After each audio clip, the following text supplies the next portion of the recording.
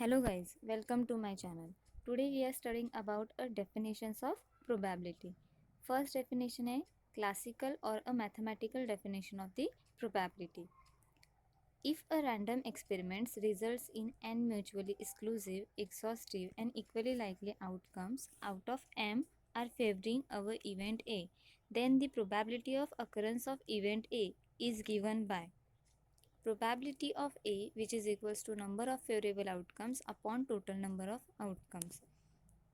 That is a probability of A, which is equals to number of elements belonging to A upon number of elements belonging to S.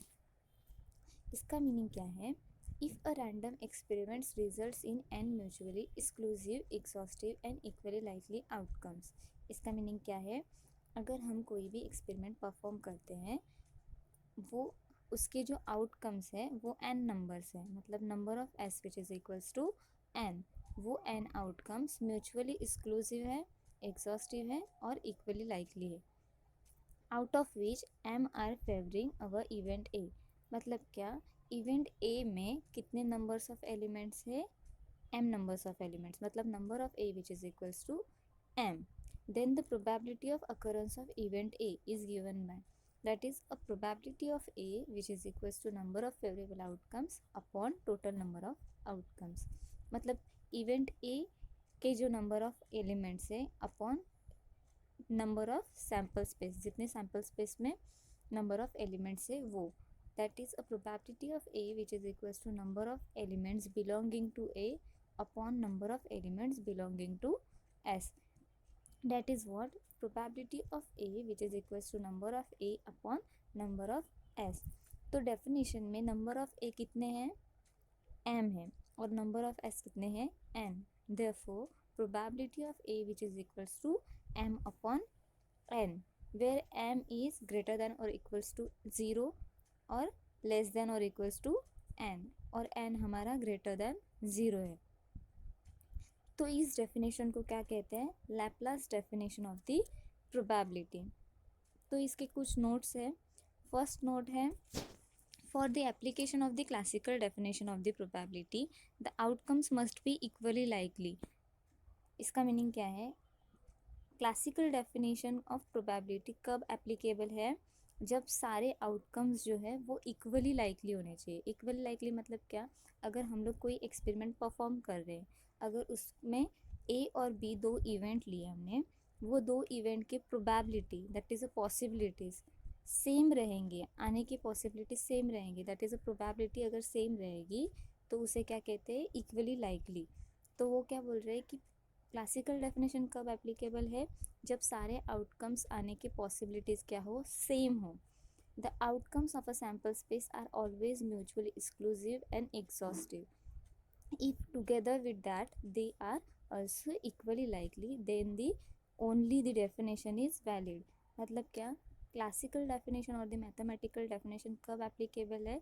जब outcomes, sample space के जो outcomes है वो mutually exclusive और exhaustive and equally likely रहेंगे, तभी classical definition applicable है.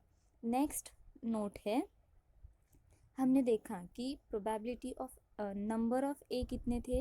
Number of ए हमारे पास m थे, विच इज़ ग्रेटर दैन 0 और लेस दैन और इक्वल्स टू n.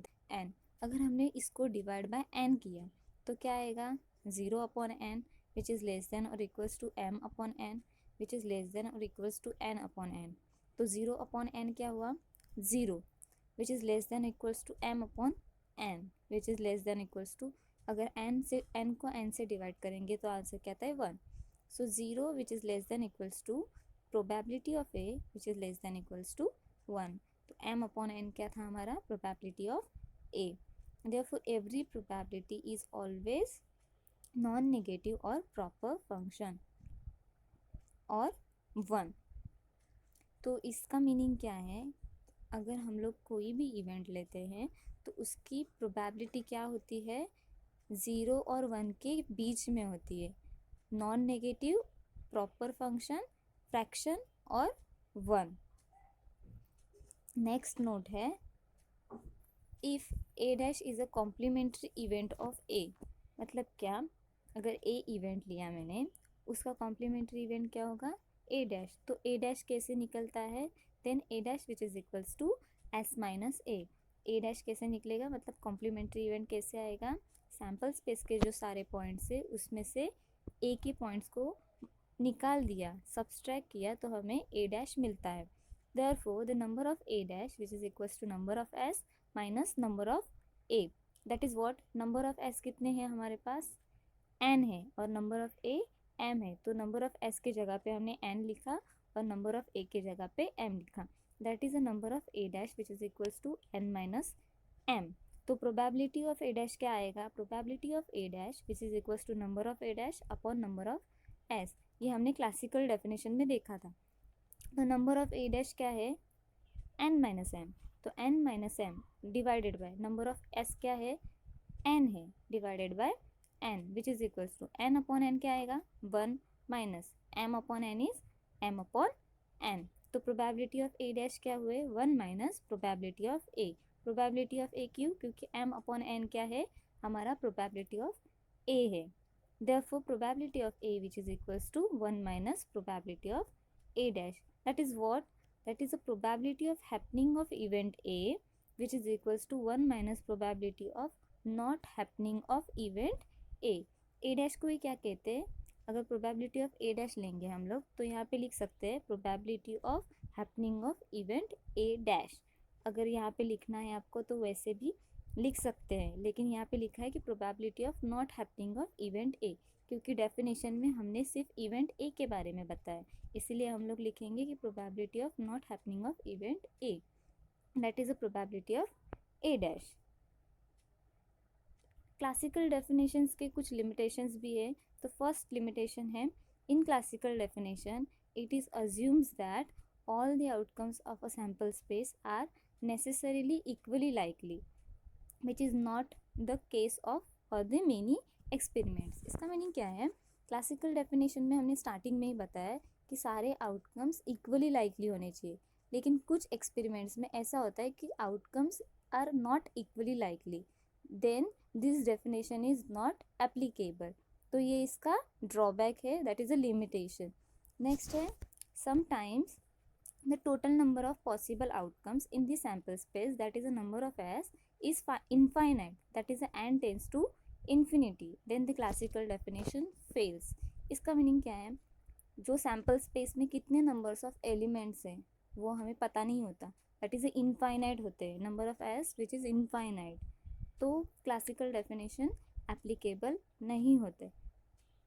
नेक्स्ट है, if actual value of the N, that is the total number of possible outcomes in the sample space, that is the number of s, whether the finite or infinite is not known, then application of the classical definition becomes impossible। इसका meaning क्या है, अगर हमें sample space के जो elements है that is outcomes which are not known, finite है या इनफाइनाइट है हमें पता नहीं है, तो भी क्लासिकल डेफिनेशन एप्लीकेबल नहीं होती है।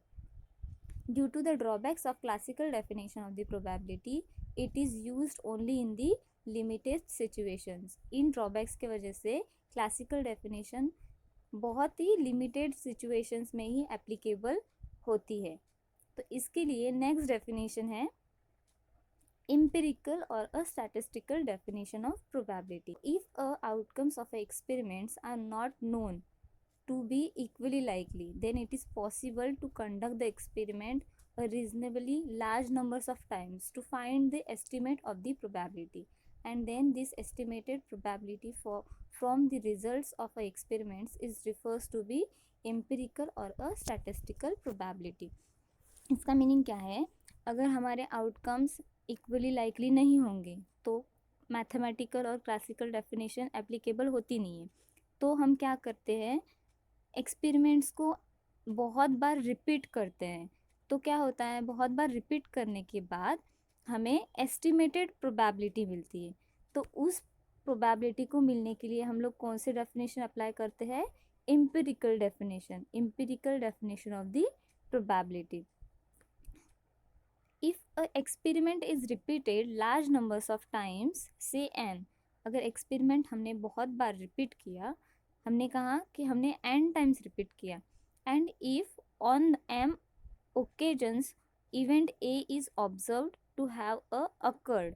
इसका मीनिंग क्या है, हमने n बार एक्सपेरिमेंट परफॉर्म किया और m टाइम्स हमें एक्सपेरिमेंट A मिला, then the probability of an event A is given by, तो प्रोबेबिलिटी ऑफ क्या मिलेगा, probability of A which is equals to limit n tends to infinity m upon n। तो इस definitions के भी limitations है। तो फर्स्ट लिमिटेशन है, if the experiment is repeated a large numbers of times the experimental condition may not be remains homogeneous and identical. मतलब क्या, एक ही एक्सपेरिमेंट अगर हम लोग बहुत बार परफॉर्म कर रहे हैं तो जो कंडीशन है वो होमोजीनियस मतलब सेम नहीं रहती है, जा सकती है, तो वो कंडीशंस जो है वो अलग अलग होती रहती है। तो उन्होंने क्या कहा है कि अगर हम लोग बहुत टाइम अगर एक्सपेरिमेंट परफॉर्म करेंगे तो जो कंडीशंस है वो चेंज होती रहती है, तो वो होमोजीनियस नहीं रहती, इसकी वजह से ये कंडीशन एप्लीकेबल नहीं होती है।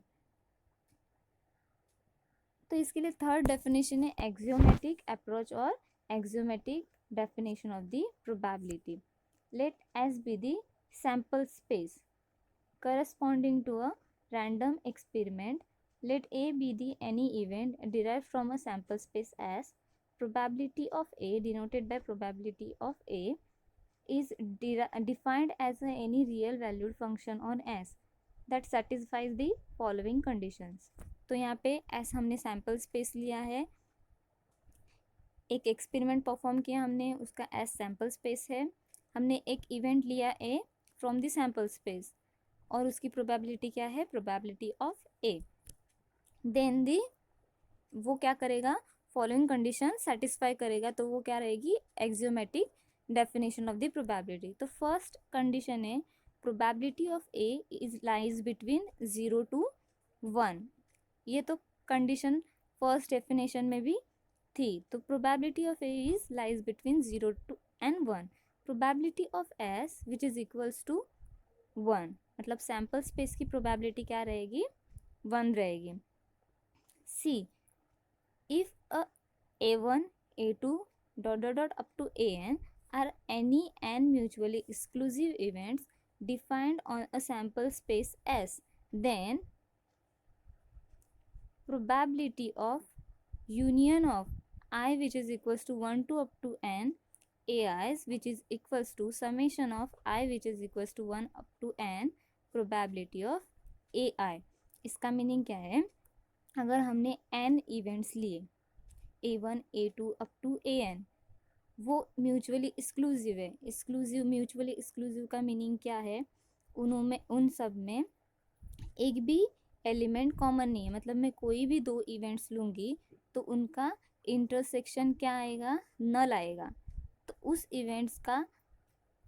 इवेंट्स को हमने एक साथ प्रोबेबिलिटी में लिखा, तो प्रोबेबिलिटी ऑफ यूनियन मतलब सब इवेंट्स की प्रोबेबिलिटी एक साथ लिखी a1 a2 up to an, तो वो क्या आएगी, which is equals to summation of i which is equals to 1 to up to n probability of ai। तो इसके भी नोट है, फर्स्ट नोट है, this definition is valid even if the outcomes of a sample space are not equally likely।